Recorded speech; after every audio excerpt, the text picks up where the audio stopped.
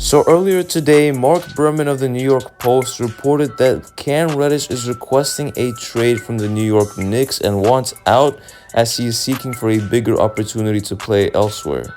And pretty ironically, today it's Cam Reddish's birthday as he's turning 23 years old. And so Berman went on to say that Cam does not want to be with the Knicks strictly because he is not receiving his opportunity and the right amount of playing time that he believes he deserves. And even though it's pretty true that Cam Reddish does want more playing time on any team that he plays on, because he does believe that he is a star, as he said in Knicks interviews multiple times before, it turns out to be that this apparent trade request is false and Mark Berman has been wrong once again.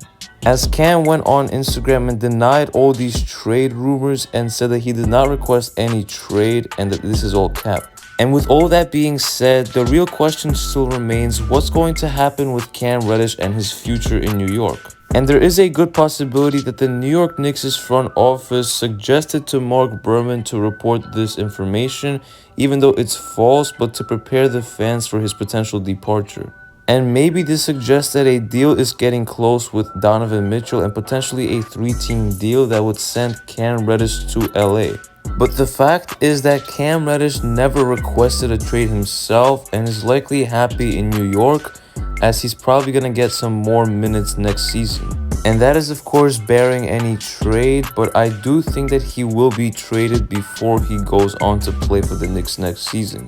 And that is mainly because of his contract structure, because he's earning about $6 million per year, which would help the Knicks in negotiations with the Utah Jazz to include a salary like his. And multiple reports from guys like Mike Scotto as well, and even Ian Begley, indicated that the Knicks were about to trade Cam Reddish to the Los Angeles Lakers in a 3-team deal between the Knicks, Lakers, and Raptors at last season's trade deadline.